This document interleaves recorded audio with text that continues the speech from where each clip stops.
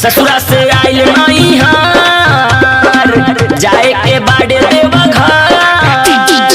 ससुरा से आइल नैहर जाए के बाड़े देवघर। पहले बिया गेरुआ सड़िया पे खूब शोभता। भगती में देखा सब बम डोलता। भौजी के बेटा बोला बम बोलता। भगती में देखा सब बम डोलता। भौजी के बेटा बोला बम बोलता।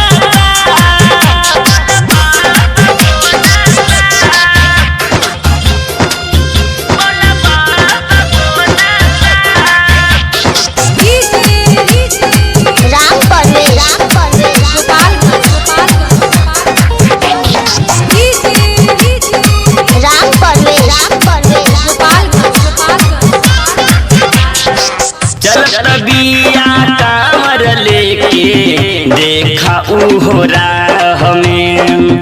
बोल बम के नारा बोलत बिया खूब चाह में। बिया खूब चाह हे चलत बिया कांवर लेके देखा उहो राह में। बोल बम के नारा बोलत बिया खूब चाह में। धारियू बाबा पे जा पहले बा मीठा फल। खूब चलता रे रहिया में नाही थकता। भगती में देखा सब बम डोलता। भौजी के बेटा बोला बम बोलता। भगती में देखा सब बम डोलता। भौजी के बेटा बोला बम बोलता।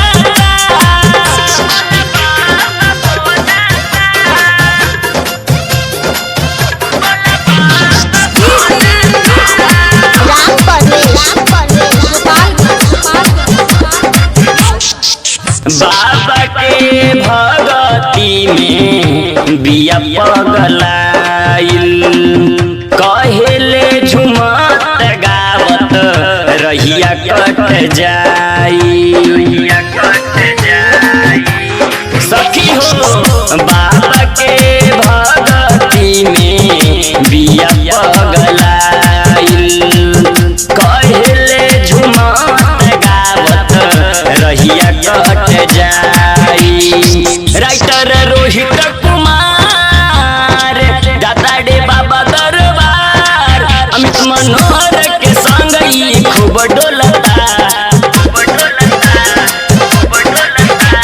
भगतों में सब एक संग डोलता। भौजी के